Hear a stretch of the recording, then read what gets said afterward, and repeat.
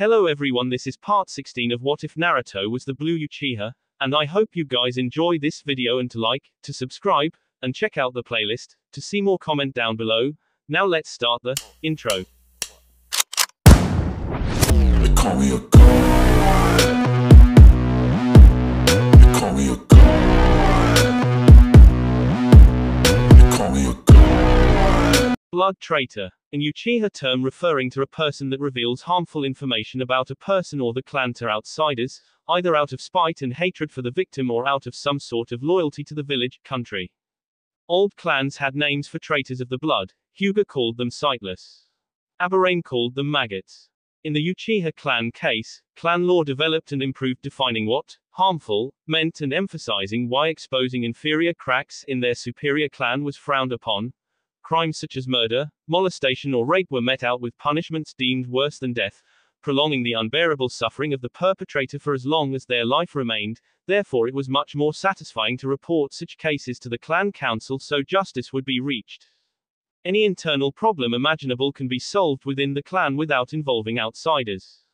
The Uchiha were a private people, more so than the Hyuga and Aburame, for when the clan of Byakugan holders flaunted their wealth and affluence, branding some of their numbers as branch members, and the bug users were relegated to the edge of society against their will by the village due to their speciality in insects and bugs, the Uchihas only spoke up when their voices needed to be heard.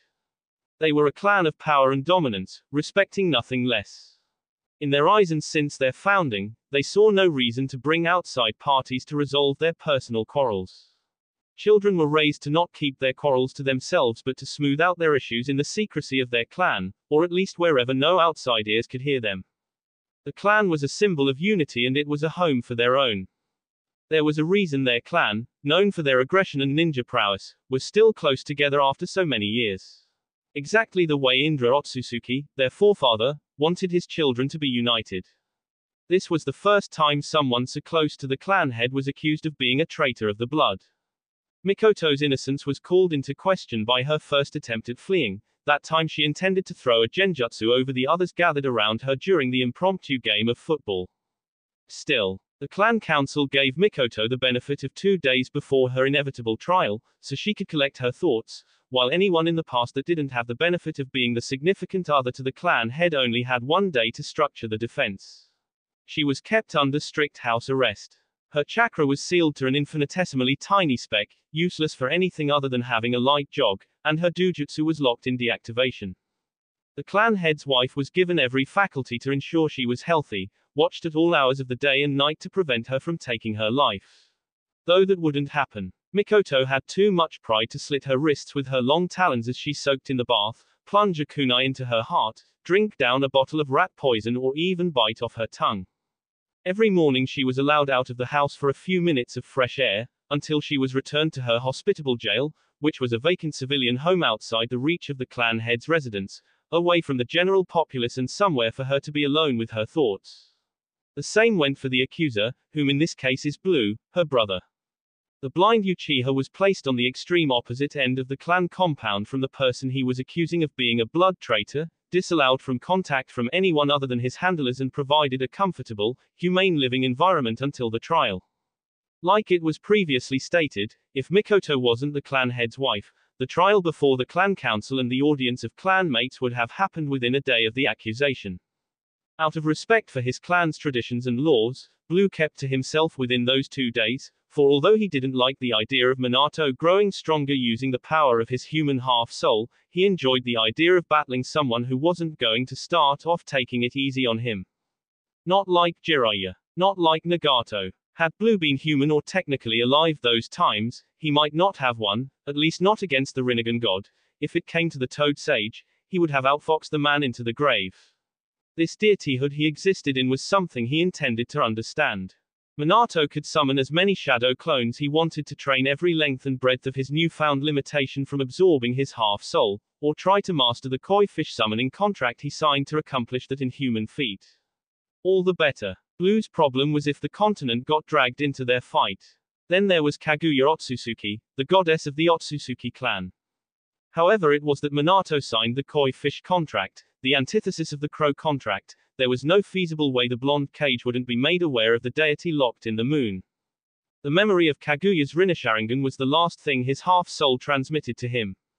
It was a projection of the true I and yet still was able to overcome the half-soul Minato struggled to contain. The Uchiha man wasn't afraid of the heavenly dojutsu of the goddess, but he wasn't looking forward to facing it. Day by day, it felt like his and the lady's confrontation was unavoidable.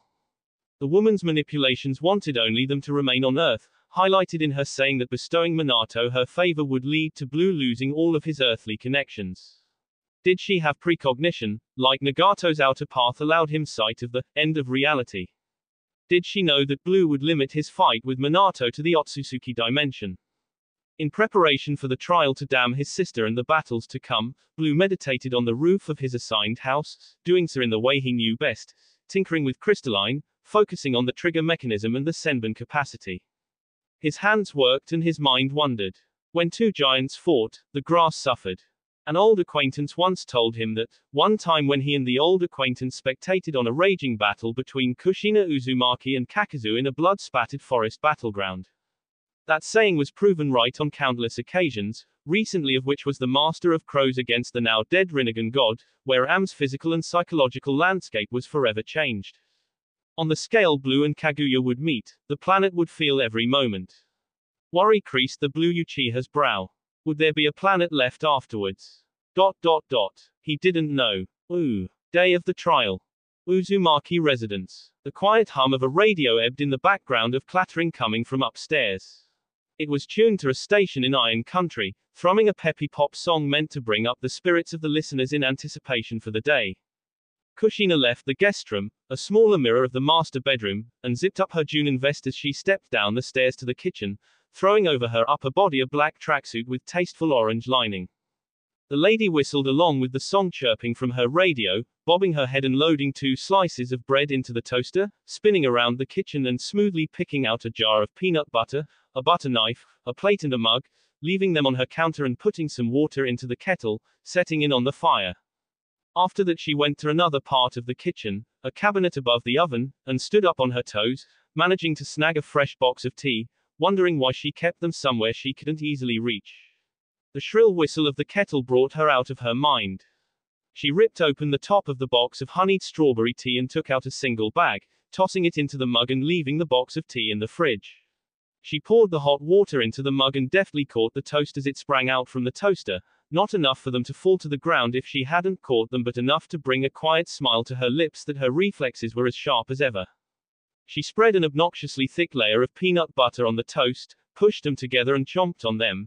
If her great-grandmother Mito Uzumaki saw how much of the spread she lathered on her toast, the older woman would scold her for being so wasteful.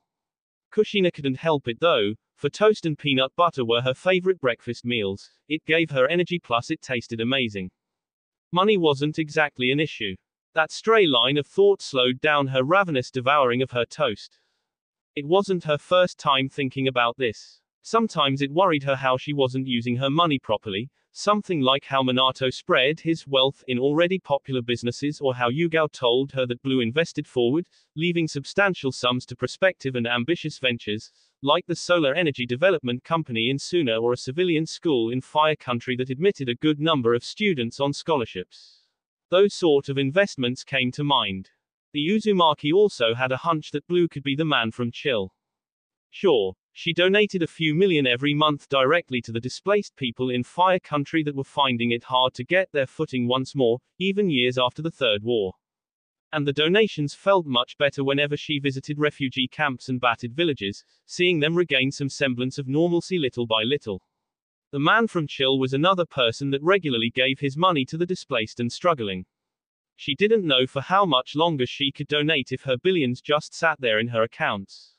She sipped her tea. Then there was her income from being a shinobi. Junin sensei were entitled to a weekly wage to compensate for not being able to properly go out for missions for prolonged periods of time, but only as long as their students were showing real progress since leaving the academy. She made up her mind to send letters to her accountants to look into something adventurous, ambitious, trustworthy and earnest to put her money into, at least to multiply her wealth so she could give more money to those that needed it. Kushina ran a hand through her red hair and groaned, already not liking the amount of paperwork she had to do. Tap tap tap. She looked to where the small noise came from, the kitchen window, and her brow knitted as she saw a fairly large crow waiting there. It turned its head to the side, eyeing her with a beady black eye and crowed. "Ca core. Messenger crow," she wondered, cautiously stalking to the window. The bird hopped off and she threw it open, letting it perch on the sill. Certainly pigeons, hawks and sometimes eagles were utilized to send messages, primarily for those that didn't want to use their phones, or didn't know how to use a phone. Crows sending messages was odd. The black birds already had a reputation for being the harbingers of death and the Shinigami's summons, so Kushina was rightly hesitant to let the bird into her home, only allowing it to sit on the window sill. Wherever you went on the planet, if someone was going to die or had died, it wasn't always pronounced, but if you look around closely, you'll either see a few crows milling about the environment or a cluster of crow feathers scattered about here and there of the scene. There were also tales of those at death's door that cried, saying they saw crows circling his head, waiting for him to expire so they could swoop down and claim their soul. One would wonder why the Shinigami didn't choose vultures as its summons. Understandably though, crows didn't have a very good reputation. Kushina on the other hand wasn't so superstitious that she discarded her curiosity. If she was, she would be no better than her friends, believing the worst of Blue without taking years of history into account. She wasn't them. The Blue she knew, that sullen yet smiling boy that was so eager to talk with her, a puffy-cheeked Uzumaki girl, about anything and everything, no matter how nonsensical or outlandish, would never in a million years be as terrible as they thought he was now. Blue might have been a genius to the village, an articulate child and basically an overworked child soldier, but he was her friend first. Thankfully, she wasn't the only one that had the presence of mind to recall who the man was to them. Standing there by the window and gearing up her chakra chains beneath her skin, in case of a trap, she raised a patient eyebrow. The bird stuck out its right claw and she noticed a thin strap of paper attached to it, tied there by a piece of purple thread. She untied the string, doing so cautiously in spite of the worrying gaze of the black-eyed bird, and her eyes identified the short string of numbers as the numbers of a mobile phone. The woman narrowed her eyes at the number. The dawn of technology brought about a change in ways people could get attacked and hurt. There were rumors flying about of a cursed phone number. If you called it or it called you and the person spoke, you would be put under a trance by their voice and forced to do their bidding.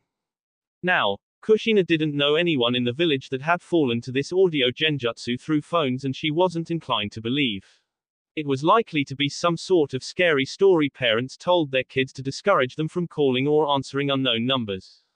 If the person that sent her the phone number was so cocky that they thought she would fall for the illusion so quickly, she was inclined to humor them. Genjutsu scarcely worked on her, thanks to her near-infinite well of chakra, her sensory ability, and the fact that the QB chakra fluttering around her chakra network burned away external chakra that somehow made it past both internal security measures. Sharingan illusions were tricky though, but those mainly worked either by direct eye contact or if Kushina was seeing them and them not seeing her. The time Obito cast the Sharingan genjutsu on her, posing as the store clerk when she was paying for the skin cream and bubblegum, she went along with his trick and left the village's walls because she was curious who had the blatant audacity to hypnotize her. With a confident scoff and a careless roll of her shoulder, she slipped her phone from her tracksuit pants pocket and flipped it open, taking a quick picture of the crow now casually seated on the window sill. Just in case. Of what? Who's to say? The crow tilted its head to the side at the self-earned eye roll from the red-haired Uzumaki, showing a remarkable amount of bewilderment for a bird. She dialed the number and pressed call. Brr brr, brr brr, brr. Click. Kushina waited with her flip phone by her right ear, half expecting to hear a chakra-heavy voice or a hypnotic sound, daring the person to do their worst.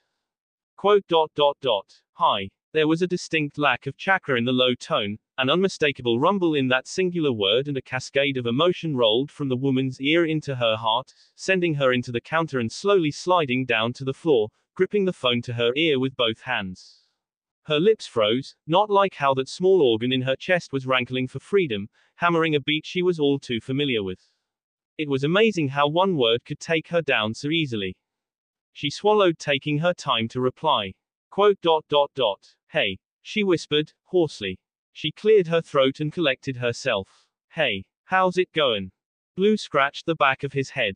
I'm not gonna lie, could be better. What's up? This and that. They're not important right now. Quote.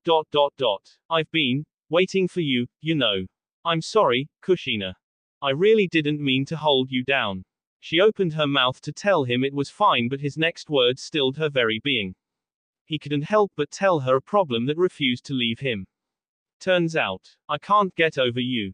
I've tried and I've tried. And I've tried. The crow turned around and its gaze went to the outside of the Uzumaki's mansion. I even hoped that while I'm at the front, during the war, a stray kunai or a wild shuriken would take me out, so I'd stop thinking of you. His instincts didn't permit him such a luxury.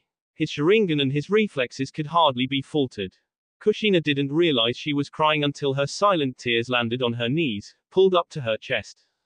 She heard his shaky smile in his steady voice. Want to hear my lowest point? It wasn't when you got married to that guy or that get-together at your place. Kushina's lips parted and she breathed out a solitary question. Yeah. He smirked humorlessly. I was 13. It was somewhere inside his first few missions without Yugao. He had been assigned to a team consisting of an Aburame, a Hyuga and an Inuzuka, tasked to transport some stolen goods from Iwa to Konoha over a massive, deep gorge. As usual, he was the youngest in the team and due to seniority was made to walk behind the horse-drawn cart as it trudged on the wooden bridge, swaying precariously in the light yet got summer breeze. The sounds of distant explosions ruffled the Uchiha boy. Something wasn't right. This was going too smoothly. He asked the Hyuga if he could use his Byakugan to scan the bridge for traps. The Inuzuka roared at him to return to his place at the back, flagging for them to cross. He didn't smell anything amiss.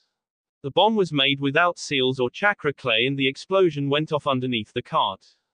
His Sharingan saw it too late. The Hyuga broke his fall by the time his back hit the bottom of the gorge, though he still shattered. Orochimaru appeared at his side minutes later, part of the team sent to investigate Blue's stammering SOS, and she bellowed for medics as soon as she caught sight of him, helpless to save her son with her tainted chakra.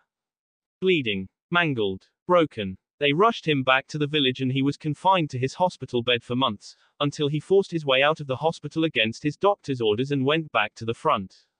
Within that time, Kushina, 17 at the time, came back to Konoha on hearing what happened and stayed by his bed all the while. The only thing you talked about was that guy and how great he was or how cool he was or how handsome he was. Blue said, unable to hide the bitterness of the memory. She knew he still liked her then, as he constantly reminded her of that fact till that particular point in time, where he began drifting away the moment he left Konoha, not even close to fully healed but ready to reset his emotions. The Sandaime was all for Blue's early discharge because Blue was a vital shinobi in Hiruzan's ranks. Maybe she just forgot he was crushing on her. Or maybe she hoped he moved on. So he did. He moved on however best he could.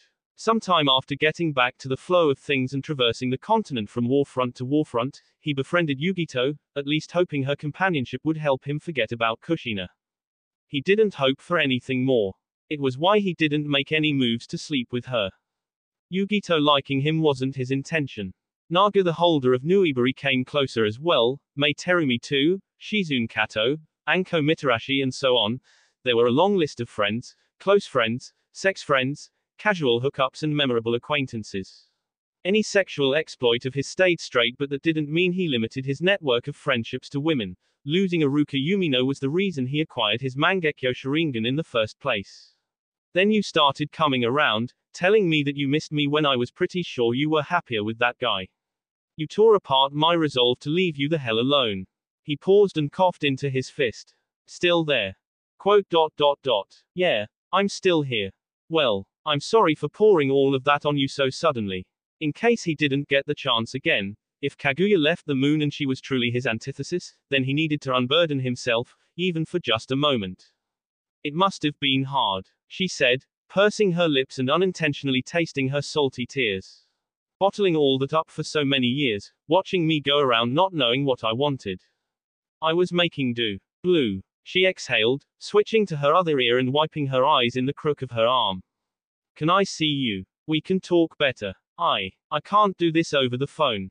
The other line buzzed a little, where she could hear the faint creak of a door opening and the low hum of a brief conversation.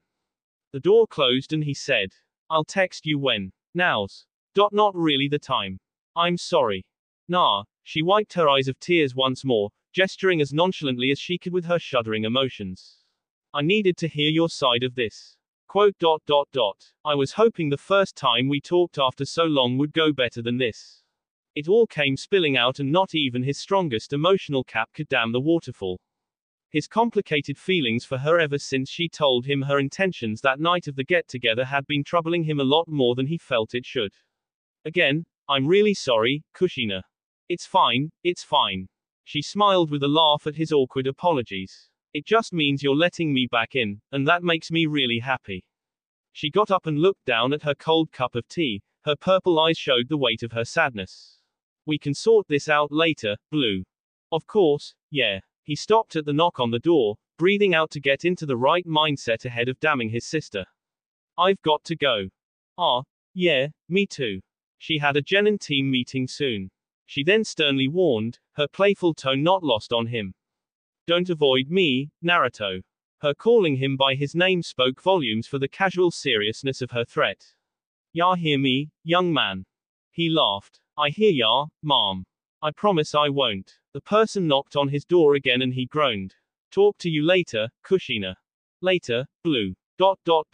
Click. Hearing the delayed beep that their call was over and the reassuring notification of the phone bill for that call, she mutely slumped forward into the counter, deflating like a balloon. Fuck my life. Her phone buzzed and she stood up, hopeful that Blue was suddenly not so busy for them to meet. It wasn't the Blue Uchiha. The caller ID read Miko. The redhead scoffed, sagging into the counter again. Definitely not the time, Mikoto. Click. Ignore. Ooh. Fugaku stared without looking at his desk, gripping his armrest tightly and clenching his teeth hard enough for it to sound, making a grating noise in the desolate silence of his office. He let the declaration sink in. One of the two Uchiha elders that represented the clan council remained stoic despite the festering killer intent warbling over the clan head's ominous form. Clan law detailed what to do if the clan head's immediate family was accused of being a blood traitor or is accusing someone else of that heinous crime. Elder Milliam, a graying woman of average build, wearing a glass left eye and a monocle over her right as well as a vibrant, strictly maintained red and yellow formal kimono, wool socks and wooden sandals, pushed her hands into her sleeves and looked down at her clan head from over her nose, saying, as the life partner of Lady Mikoto, we cannot in good conscience trust you to be impartial during the trial. Under the authority Lord Indra bestowed the clan council through clan law, we all agreed that you can sit with the council on the dais but your input is to be non-existent. Elder Roth, a pasty old man with a receding hairline and thick eyebrows, wearing a baggy and loose yukata, as if coming straight from the bathhouse, tapped his wooden cane on the floor and placed his other hand at his lower back, grunting in a voice so deep it made Fugaku recall all the hellish training he underwent in this man's dreaded dojo. For the sake of maintaining the trust of our people in the dispensation of justice and a fair trial, we politely ask for you to think first of the clan and what would happen if one in your position destroys our history of reliability. The clan head had ultimate power, much like the Hokage. Fugaku had every right to override the council's decision for him to sit in the sidelines in his wife's judgment, and doing so would only raise a feeble uproar from the council. He also had the right to lead the trial however he wanted, for even if clan law dictated how a blood traitor trial should be performed, it all depended on the clan head's willingness and the council's drive for answers. After all, clan law were merely ancient books of regularly amended rules and regulations governing the Uchiha way of life. They held no real power other than the fact Indra Uchiha, formerly Otsutsuki, spoke for them to be written. Elder Roth grunted, snapping Fugaku back to the room. Will you do what is best for your people? The point of the trial was to question both parties and determine whether or not Mikoto truly revealed harmful information about Blue to the Hokage, an outsider. Judgment would come after both parties had their fill of speaking, albeit within a certain time frame. Fugaku rubbed the sides of his temple, closing his eyes in deep thought. He didn't always get along with Mikoto and they were almost always at each other's throats, but that didn't mean he didn't love her. Sure, they could have done better with Itachi, and Sasuke seemed to be gravitating towards his older brother in such a way one wouldn't be mistaken in thinking Itachi was Sasuke's unofficial guardian. Yes, they more or less left the boys to their devices in hopes it would toughen them up against the problems of the world, and this invariably brought about a jagged disconnect in their family, a foul impassiveness of his and Mikoto's doing, but there was a reason he married Mikoto instead of the woman his father presented to him. She represented the Uchiha strength in his eyes. Uchiha, strength. Fugaku loved his clan. He loved the Uchiha way. The confidence of his people gave the clan head power. He could be the strongest in the clan and they would follow along dutifully, but an Uchiha heart was fertile ground for resentment. The fruits were terrible to behold. I will lead this trial. He held up his hand to quieten their objections. That is final. Ooh. Mikoto stepped up into the dock as the accused, not visibly restrained but unable to reach any usable chakra. Her dull black eyes turned to the man that walked into the dock on the other side of the judgment panel, some few feet from her and yet too far out of reach. His milky white eyes glinted with a solemn smile, facing her with his dark, circular shades with a distracted gaze. Where are my sons, Naruto? Mikoto asked strongly, fighting the futile urge to lunge at her brother. Itachi. Sasuke, where are my boys? Naruto screwed his lips to the side in noticeable distaste. When have you ever worried about them, sis? Now, Naruto. She whispered tiredly. I'm worried about them now. The room gradually filled up, occupied by adult members of the clan that were interested watching, which was basically anyone from Chunin rank to Junin or civilians from the age of 16 upwards. Anyone and everyone wanted to see how everything would unfold. Outside of the council chambers, hordes of men and women brimmed to look through the windows. The ceiling fans worked hard to maintain air circulation. The clan council proceeded up to the judgment panel and took their places. A frantic murmuring erupted as the clan head sat at the center of the panel, flicking his gaze between his wife and his brother-in-law. Mikoto's spirits lifted. Blue smirked, an expression so secretive anyone that saw the fractional lift of a corner of his lips would see mild interest instead of worry. The trial began. Blue formally accused Mikoto of revealing the fact he was having therapy sessions with Inoki Yamanaka to combat the after effects of the Third War, which invariably led to him being branded as an class a threat and having him under surveillance. This was harmful, because the knowledge he confided in his sister, in which she told to outsiders, resulted in a large number of the village questioning his allegiance to the village, proven in spades when a good majority of the village celebrated when the Hokage supposedly killed him. When a person lived and bled for his village, providing vital inventions to society and ensured he stayed within the law, it was damaging when all their sacrifice were disbelieved, especially when the scars of that sacrifice was being treated in private. Mikoto's defense was that it was for the sake of protecting her family, as she didn't think someone that was mentally unstable should be anywhere near children. Then Elder Milliam, who lived on Blue Street some yards from Blue's then home, asked why she left her son with said, mentally unstable, man while she and Fugaku went on their wedding anniversary, taking Sasuke along with them when they had more than a few friends that could suffice as sitters. Daily, the elder would greet the man and his nephew as he went and dropped the boy in school, picking him up later in the day.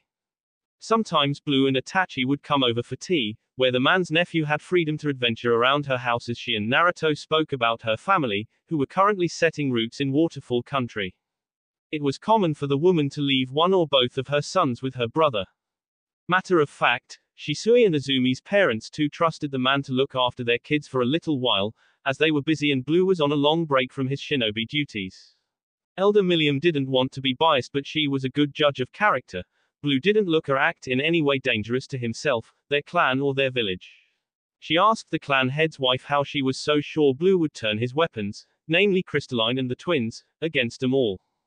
Mikoto didn't want to reply. So Blue made a special request for both of them to be hypnotized. He honestly wanted to know why she exposed his therapy sessions. Deep down, he knew why. Mikoto had always hated him. When her childhood battering didn't work to quench his drive and he rose through the ninja ranks anyway, she wanted to see him ruined. Blue lowered his defenses as the audio genjutsu was administered on him and his sister. The questions came. The truth flooded out. Naruto was right.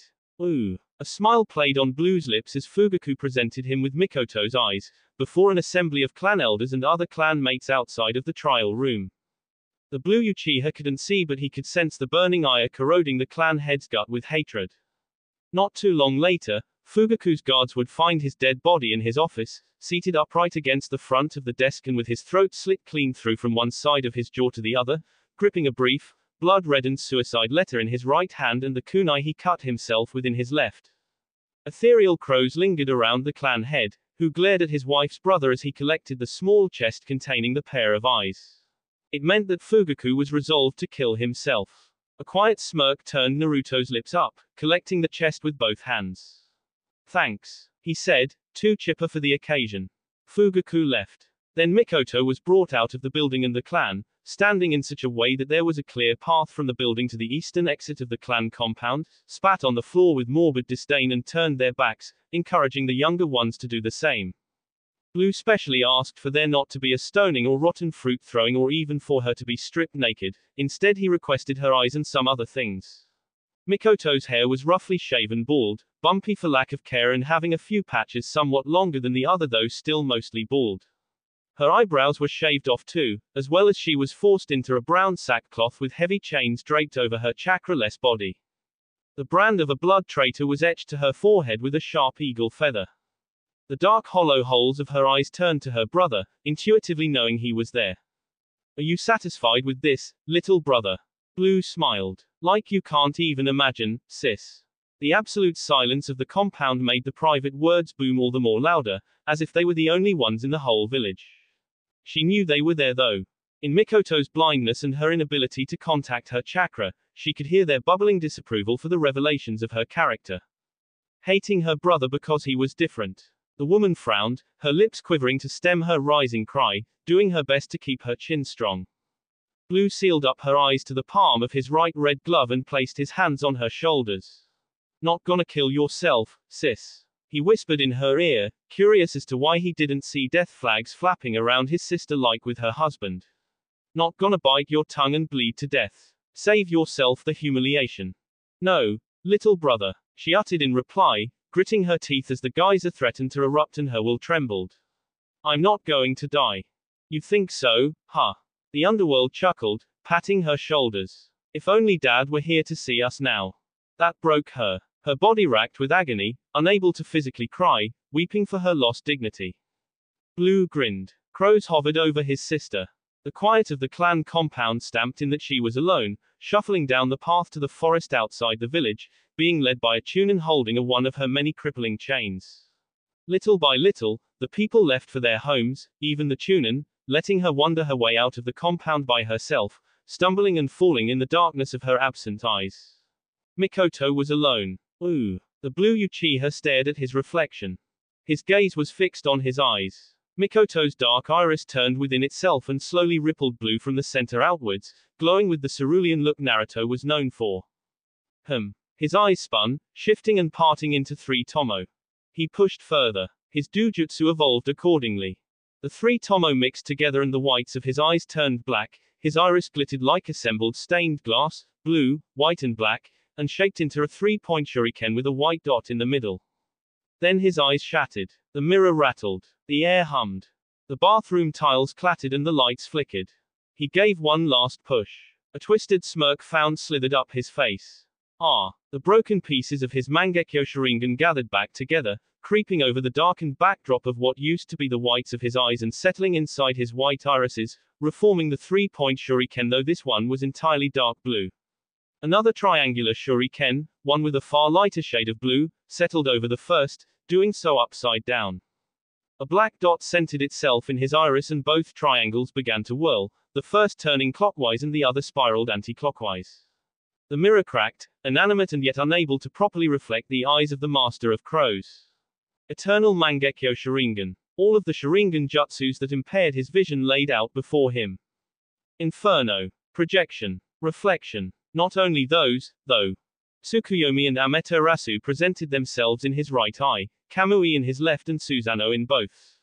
The clarity of his vision astounded him. He could see the lingering chakra of the air, the intricate details of his face and, even as in reality he looked nothing less than human, he saw himself how his crows saw him. How the dead or the dying saw him. Darkness bathed his visage, spotted evenly by 6 eyes bearing the horror-inducing orbs of Blue's eternal dujutsu, a toothy grin stretching from one corner of his face to the other, holding a mouthful of jagged, serrated teeth. His hair was entirely blonde, standing as it naturally did. Last was the thing floating right above Blue's head. A spiked crown of hellfire, adorned with the ghastly, howling faces of damned and demented souls deemed special enough to suffer for all eternity inside that inescapable prison. He blinked and all 6 eyes turned to look at the door through the splintered reflection of the mirror, a whole 10 seconds before a timid knock sounded. Ankle blue. Naruto's eyes returned to its sky blue base form on hearing Sasuke's voice. The man opened the door and bent down to the child's height, giving the boy a bright smile. The 4-year-old hugged his teddy bear close. What's wrong, Sasuke? Blue asked, checking the boy for anything wrong with a sharp sweep of his 3-tomo Sharingan, too fast for the boy to notice. Itachi's still sleeping. The younger Uchiha bobbed his head, saddened by that fact. Itachi was Sasuke's idol. The young boy scarcely ever played with anyone else, following his big brother around like a lost but overactive puppy. "You're hungry?" This time the boy nodded eagerly, making the blue Uchiha chuckle and give Sasuke a light-hearted hair tousle. "I'll get Shisui to make you some pancakes." "Choco chip!" Sasuke exclaimed, suddenly more happy and throwing his hands in the air. "Choco chip!" Blue returned with just the same amount of excitement, picking his youngest nephew up and carrying him to the living room, where Azumi and Shisui were watching cartoons, chanting all the while. Itachi was dozing off in Shisui's room, under the watchful eye of his shadow clone. Any attempt from the clone to sneak off would result in his older nephew waking up. Shisui's father was in the shed at the backyard, scratching his head and looking over a broken lawnmower, and the speedster's mother was running a few errands in the village. "Shisui," Blue called, diverting both Genon's attention from the colorful morning cartoon playing on TV. "I need you to make Sasuke pancakes." Azumi perked up. "Ooh. Me too. But uncle," Sasuke curled into Blue, hiding from Shisui's glare. "I'm busy. You can watch cartoons any other time. I need you to help me out, kid." He put Sasuke down and nudged him to the living room. "There's somewhere I need to go and it's kinda important. Can't you tell Azumi to do it? She doesn't even like cartoons." Blue placed his fists on his waist, arms akimbo. "Yeah, I can do that, but right now I'm telling you to do it." He jerked his head to the kitchen, leaving no room for arguments. "Go." Shisui grumbled his way into the kitchen, noisily banging pots and pans in a huffing fit to get his point across that he didn't want to make pancakes for Sasuke. "Chocolate chip!" Blue shouted and the speedster gave out a drawn-out groan. Blue masterfully ignored Shisui's hissy fit. He had been babysitting the 3 Uchiha kids since they were babies, Sasuke too for that matter. But it wasn't changing the diapers or watching TV with them till they fell asleep that made them his godkids. It was when he reprimanded them for once painting his wall with their poo, tackled Azumi away from strangers she more than thrice waddled up to on her toddler legs, caught Sasuke before he fell down from a swing, showed Shisui that having thick eyelashes was something to be proud of and retrieved Itachi from outside the village after the first time he ran away from his parents, leaving his door open for the boy whenever he needed an escape from Fugaku and Mikoto. They all had parents but Blue was a special guardian to them, and them to him too. He was well adept at handling them on his own. Azumi changed the channel to a popular Suna romcom. Sasuke busied himself with his teddy bear. "I'll be heading out for a bit." The girl grunted, far too engrossed in what was happening on TV. Sasuke waved. A vortex of air turned blue into his left eye.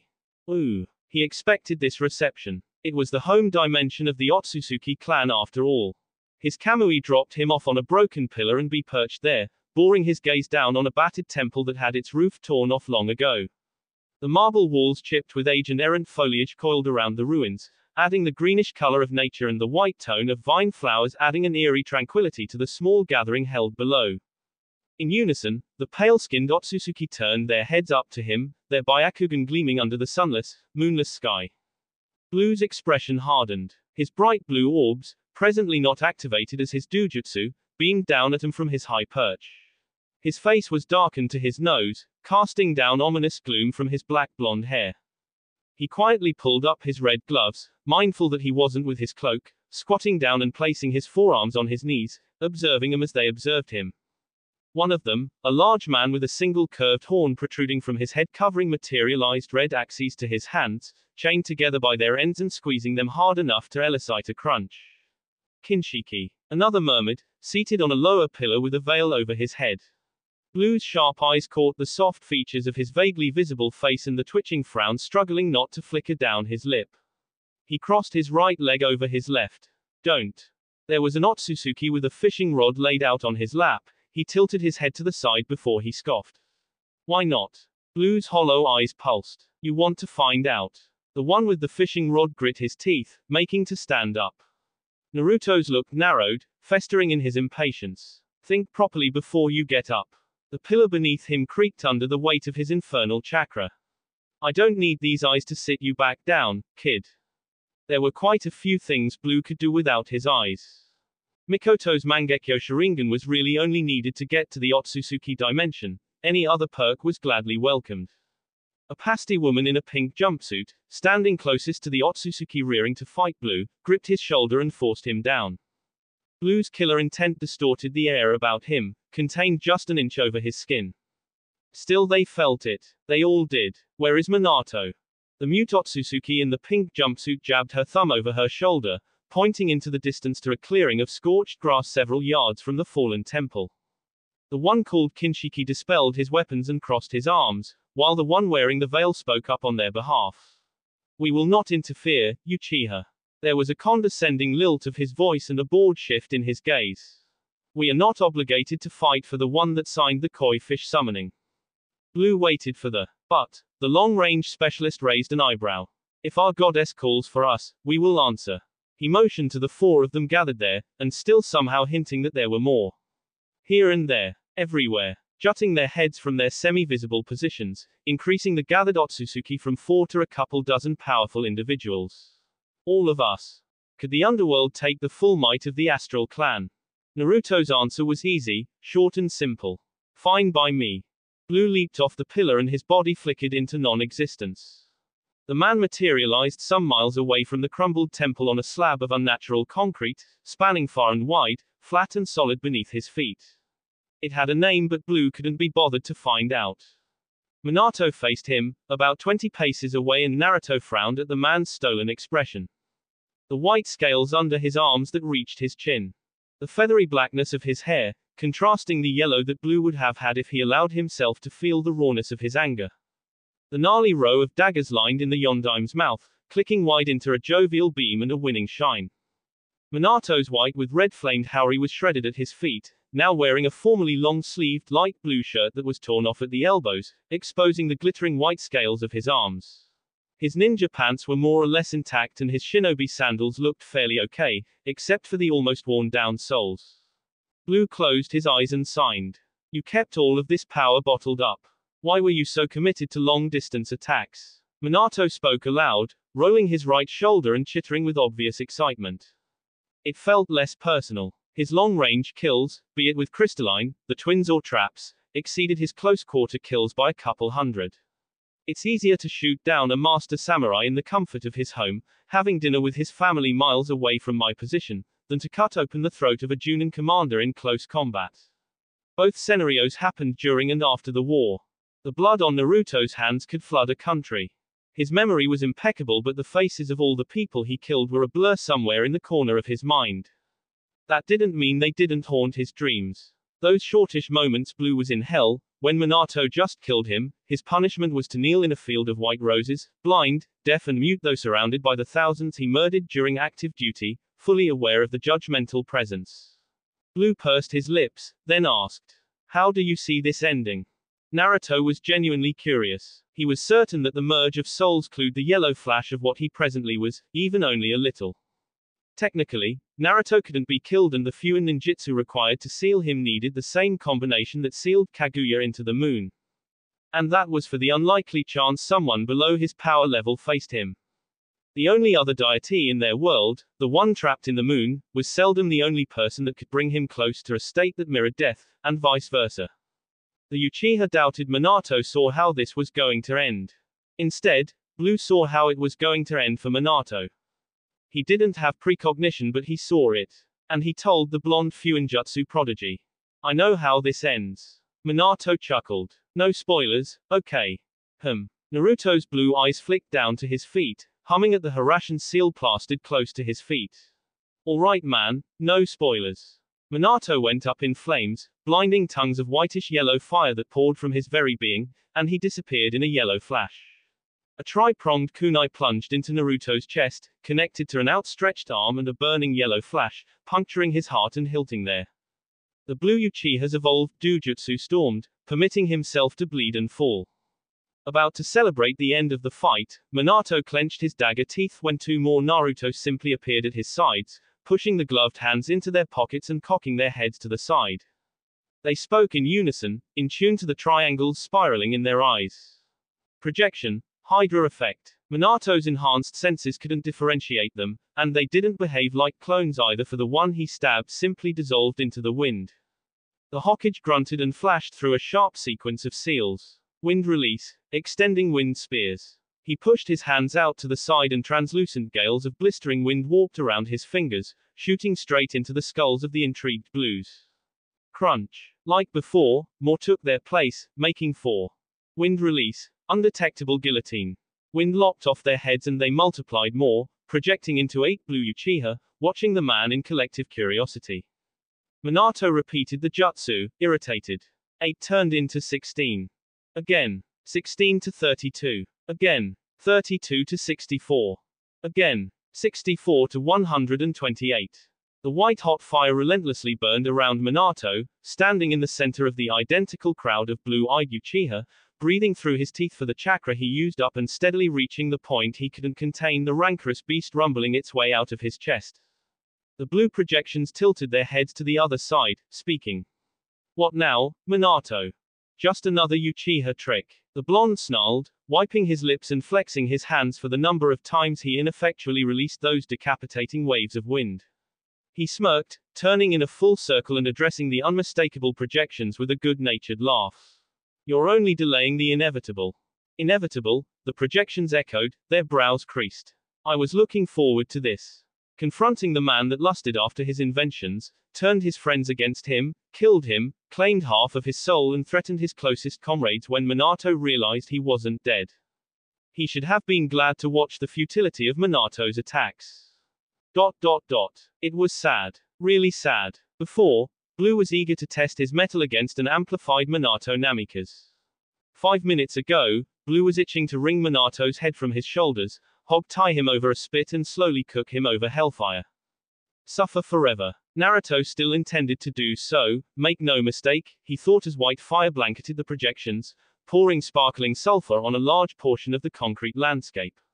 Fire that burned as hot as all 9 tails of the Kyuubi turned them to ash. 128 to 256.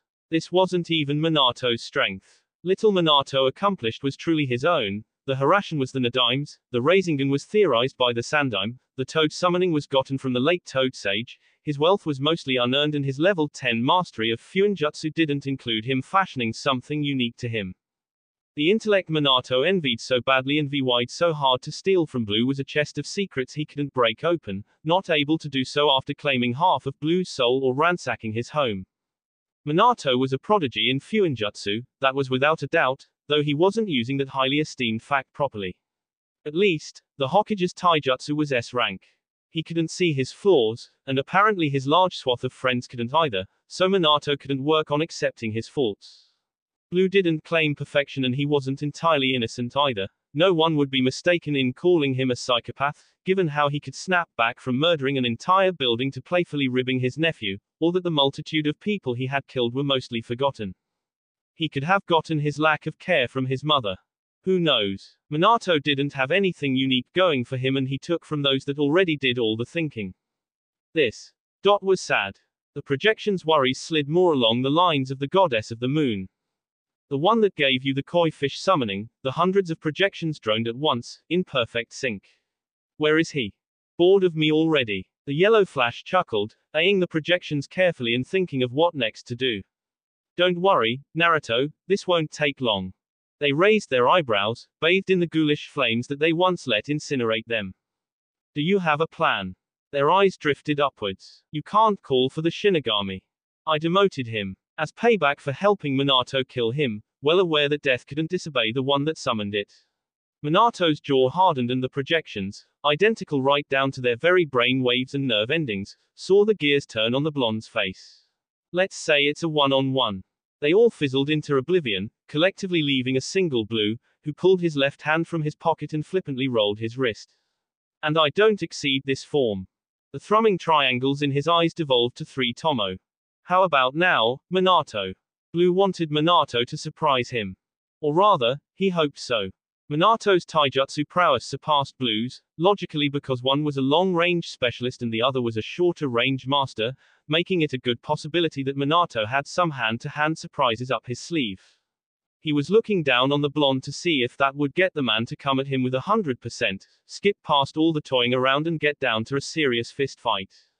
Blue needed to finish this quick though, since he didn't know where the person who gave Minato the contract was and that in on itself was worrying. For now, he would humor Minato. At least until the inevitable happened. A sly smirk slipped up Blue's expression at the elation that lit up in Minato's once uncertain cerulean eyes. The sniper snapped his right arm back and unsealed a 4-point windmill shuriken, rearing back completely, so much so that his left knee came up and terrible veins bulged on his neck and right arm, taking aim at the fiery blonde before he swung forward, sending the violently whistling ninja star to the yondaime. A whisper faster and the ninja star would be splitting air molecules. In that microsecond, as the massive star hummed venomously to part his head from his body, Minato contemplated whether or not to take it, see how far his newfound tough skin would take him. But on seeing how the lethal edges of the weapon heat up, smoking with red-orange light, he bent beneath the star as it reached his nose and pushed a tri-prong kunai into the hand grip hole, digging his feet into the earth and powering every fiber of muscle in his being with chakra. The rattling and sparking of both metals rang across the dimension, as well as the physical energy exerted to contain it. Minato assumed there would be exploding tags on the larger-than-life ninja. It was by the time a set of knuckles met his jaw from the left side that he realized the shuriken was a diversion. Doom. He flipped with the blow and as he was upside down in the air, the blonde cage released the weapon he wrongfully caught, sending it back to its owner with an extra push with his killer intent. Blue's legs thudded and his arms came up, as if to catch the star, but then he wiggled his fingers and turned on his heel, gripping the near-unseen ninja wire laced through the massive star and whirling around in a full circle, whipping it back to Minato. The hot cutting edge nicked the yondaime's shoulder, then he vanished in a blip of yellow light. Blue blinked to the right and blocked a wild roundhouse kick with a forearm, slipped aside from a jab to his chin, grunted as Minato's hands gripped his shoulders and gathered both his forearms to shield his abdomen from a knee strike, gritting his teeth with each thundering crack into his guard. On the fifth, he pushed the blonde's knee down and opened his arms, freeing himself from the shoulder grapple and planted a rattling straight kick forward, narrowing his whirling jutsu when Minato blocked with his shin, reeling his foot back and ducking a straight punch, rising up with a base palm strike aimed at the Namikaze's chin. Minato leaned away, clenching his teeth under the effort to overtake the Uchiha's speed. Naruto didn't ebb heat from himself, more so he could prolong the fight. Minato hastily returned with a sweeping low kick, scorching the concrete and connecting with Blue's ankle. The Uchiha didn't show any discomfort, rather he blasted 7 gut punches, all meeting their mark with bone-shattering quickness and taking the victim a few inches off the ground. The Blue Uchiha then got hold of Minato's shoulders and brought his head down to his knee. The impact was so hard, thunder exploded on the other side of the dimension. The Minato clone dispelled and Naruto turned around, using his right hand to smack down a right hook and a left elbow to tear Minato's jaw from his head, dispelling that clone. More clones fell down on him. Those blue Sharingan flicked left and right, rolling around his head and tracking all the clones, while the sniper dropped into the fighting stance he copied from the blonde Namikaze. Toad fighting style. The fight was a blaze of wind and fire. Constant motion. Unwasted movement. His ripped a haymaker across the face of a clone, used the momentum of that strike to crack an elbow into the side of another blonde clone, winced away from an uppercut and drove the base of his palm into a clone's knee, stepped on its chest and backflipped over a flurry of summoned wind that shred any clone in its vicinity. Blue landed with a crouch and blasted forward, ripping to the staggered horde. Reaching him, his left fist shot forward and his legs snapped apart, dispelling 3 at once with that attack and driving a kunai down on another as it made to surface from the ground, flicking his wrist and throwing that kunai to deflect a Harashin kunai from his position. Yet still a foot found the side of his head. Crack. He tumbled and rolled on his side, away from stomps aimed at his torso. Naruto pushed off the ground and spat out a glob of blood, dazed from the heaven-splitting punt intended to rip his skull from his neck. He leaned his shoulder from the path of a Rasengan, catching the wrist and turned it into Minato's guts. The Fuinjutsu prodigy switched with a clone in the nick of time, swinging 3 Harashin kunai at the underworld, releasing him a quarter of a second after the other. Blue knocked each out of their path with 3 well-aimed shuriken, meshed his fingers together and flashed through 30 seals, backtracking all the while from Minato's dog chase. His fingers ended on Ox. Forbidden art. Water release, Sanzu River. Naruto's cheeks filled up and the blonde cage rightfully ducked away as the Uchiha exhaled unholy wrath from his mouth, barreling at him in the form of red-tinted raging rapids. The blistering water of the underworld carved up the concrete, following Minato as he ran lengthwise around the battlefield, blinking to other seal tags but never able to rest for long before the red water tracked him again. Water that burned hotter than lava spewed from Blue's maw, melting the ground and heating up the air, evaporating 3 seconds later but leaving its mark wherever it glanced. Blue clicked his teeth shut and his cerulean Sharingan pulsed, hardening his jaw against a right hook, grunting from a strike to his stomach and breathed out, hard, from a palm strike at his chest. He swiped a left jab away, leaned to the side from a four-fingered jab to the center of his chest, rocked an elbow into Minato's forearms, stepped back from a knee strike, returned with 3 blows to the Yondaim's face, which were aptly blocked and pushed back, giving Minato allowance for 5 hand signs. A complex seal lit up beneath Blue. Earth release, excessive demon binding chains. Dark chains broke out of the ground and wrapped around Blue, though the Uchiha just finished his own set of hand signs as the chains locked over his body. Lightning release, solar flare. Lightning rolled over Naruto's body and Minato squinted his eyes, shortly wondering if that jutsu could negate ninjutsu supported with fuinjutsu. His answer was a burning Spartan kick burying itself in his guts. Boom. Minato ragdolled helplessly till he found his senses once more, digging his hands into the concrete ground to stop himself. A foot stepped on his face, tossing him back again. Crunch. Blue grunted and snapped his arms apart, briskly shattering the iron chains and clapping his hands together, erecting 10 earth walls to slow Minato down.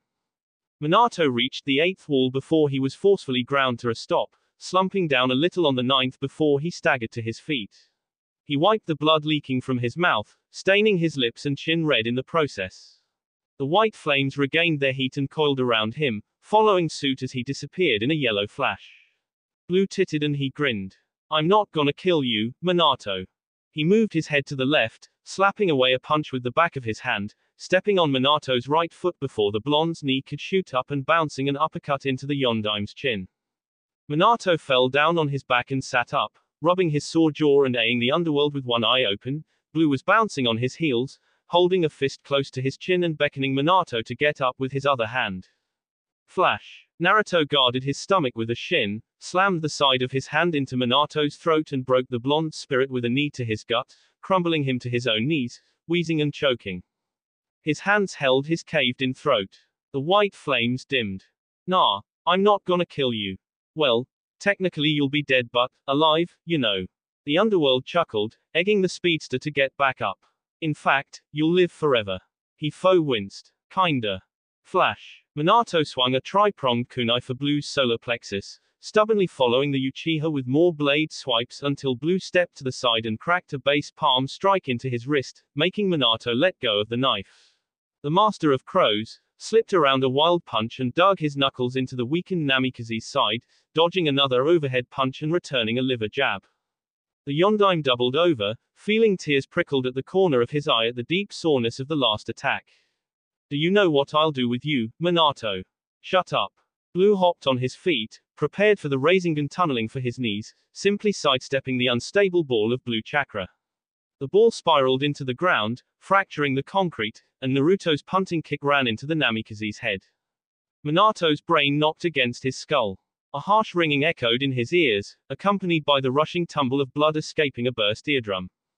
"Can you hear me?" Blue laughed, stepping around the downed cage, the corners of his eyes turned up in a smile as he spoke into Minato's other ear. "How about now?"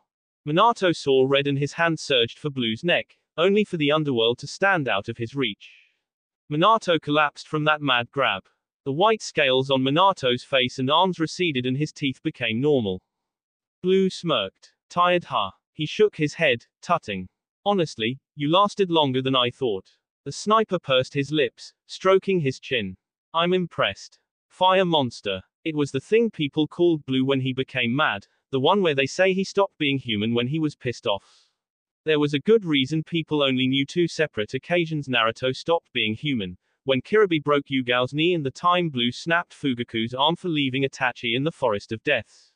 It was tiring to maintain.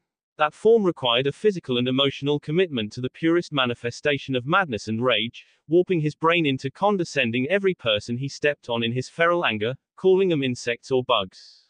The perks was that he could tap into hellfire, limited semi-invulnerability and strength, and even a god complex. The blue Uchiha made it a point to control his emotions to the best of his ability, or at least to not get mad enough to shift into fire monster. Blue was baffled how Minato could keep himself shrouded in hell's flames for so long, as that level of commitment to rage wasn't the least human thing he knew.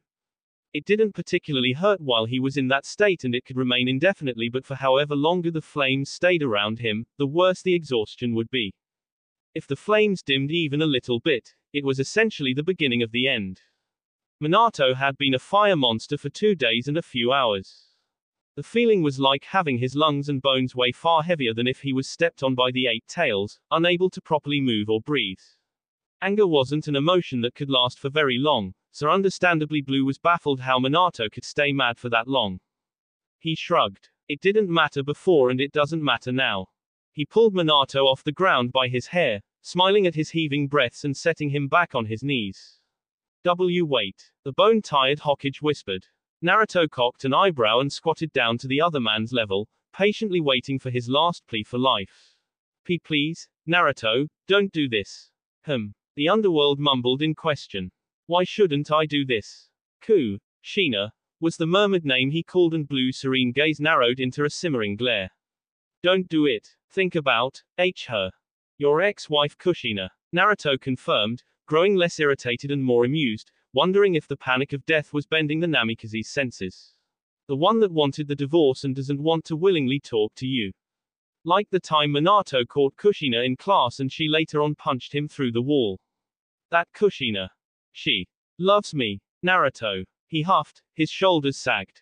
Since we were kids, she's crazy for me. Oh yeah, now's just an independence phase. Really.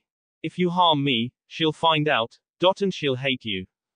Are you sure? Minato chuckled, breathless, sparing a sharp smirk. You don't want her to hate you, do you, Naruto? Haven't you ever begged for your life? I mean, Naruto half smiled. This is bad. Minato's eyes slowly bugged in realization that nothing would work against this blood-soaked marksman, and Blue went on ahead to describe what he had been expecting. Blubbering tears running down your face, maybe some snot pouring from your nose, sweating like a pampered monkey stuck in the desert, crying for your master Jiraiya and praying that some act of mercy will save you from the inevitable. Naruto, I'm begging you. First, I'll be taking this. His left hand reached forward, index and middle finger jutting out to Minato's heart. His fingers hovered there and his Sharingan squinted, poking his tongue from the corner of his heart and taking proper aim. Right, there. He stabbed through and punctured Minato's beating heart, pouring his hellish chakra into that small organ. The effect was immediate. The blonde seal master keeled forward, bleeding from his chest and gasping smoke. The area around Blue's fingers burned and blackened, lungs, ribs, muscles and skin. Minato's eyes bugged out, weeping red tears of blood and hacking painfully, no longer feeling blood being pumped around his body. His lungs shuddered and deflated. Adrenaline thudded hastily through his veins, fighting to keep up functioning of his other organs. It was all for nothing. Death took Minato. Naruto claimed his soul. He pulled his fingers from the corpse's chest and cleaned the blood in Minato's sunny yellow hair. Blue stood up and unsealed his tanto, making his way behind the Yondaim's carcass and swiping the blade, cutting through Minato's neck. The Namikaze's head slid off his neck and fell to the earth. That was when his eyes fluttered open, lips flapping in futility to find words to describe the horrid sneak peek of the abyss Blue allowed him to see. Blue snapped his fingers and Minato's head burst on fire, burning a hateful blue tone that could never be extinguished. Even if Minato could talk, his screams of anguish and suffering wouldn't permit him to describe the extreme universe of pain burning his head to bone. And lastly, just 'cause I'm still pissed. He waved his right hand over his shoulder as the Shinigami poured out of Naruto's back. No longer was it an effigy of damnation, not after its demotion, it was a hobbled old skeleton and wearing a mourning no mask. Over its brittle bones was a dark cloak. Blue understood that the Shinigami couldn't disobey Minato when he was summoned. Death's fault lay on the fact the underworld didn't get an apology. Blue wasn't above holding grudges. Pick him up, Naruto instructed, crossing his arms. Death silently did so, penitent, holding Minato's burning skull in both hands. He's your responsibility now. You're free to come back home in maybe a few hundred years. By then, toss Minato into the sea. Death nodded, rattling, and shuffled away into the distance, to wherever its legs took it. Its limited ability granted to him by Blue allowed him passage into other dimensions without fear of perishing. Imprisoned in the cramped space of his skull and cursed to burn till the end of time, Minato Namikaze's last tangible thought was that he should have left the Blue Uchiha well alone. Meanwhile, Naruto cast his soul into the lowest pit of the underworld, himself, and braced himself for what came next. A thin spiderweb of veins rose out from the corner of his right eye and he closed his left, concentrating on the right as it reached the final ocular evolution for his clan. The two triangles of his eternal eye cracked and broke apart, along with the black backdrop of his dojutsu, letting bits of white seep through the darkness. The grim whites of his eyes were still black, though his blue iris shrank to a tiny dot in the center of his eye. 3 blue concentric circles rounded the dot, each sharing 3 blue tomo on each circle, totaling 9 tomo. It was different from what Naruto glimpsed from Kaguya, a red eye with black circles, and he didn't expect it to be the same. The Otsutsuki dimension moaned and the spot he stood on broke, depressing under the might of his accursed eye. Rinasharingan. His spiked crown of hellfire circled above his head. Completeness flowed through him. Knowledge flooded his mind. It was a lot. Information dating back to when the god tree was a sapling and the planet was a vast, desolate void of water and fire, barren of life and will. Knowledge rightly lost, clans forgotten and centuries at a time that were formerly a blip of obscurity unfurled before his eye and played in his head. Billions upon billions of worlds, universes and dimension, more so than he previously thought when he was incomplete, revealed themselves to him. Kingdoms being built and torn down, galaxies expanding and collapsing, cities of metal and magic, worlds of anthropomorphic animals, pantheons of all-powerful deities, an uncountable sum of alternate versions of himself and a plethora of differing historical timelines, omni-awareness of his very existence, seeing the foundations of the multiverse, objects of power littering the cosmos, and not just that. Limitations he suffered when Minato contained half of his soul blew open, seeping into the realms of godhood. Naruto's demonic eye did not come from Kaguya's lineage.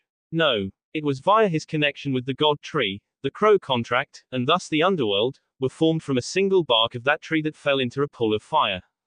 Kaguya was not originally the manifestation of the koi fish contract, or the embodiment of heaven. She ate the fruit of the god tree and was poisoned by the rawness of the chakra.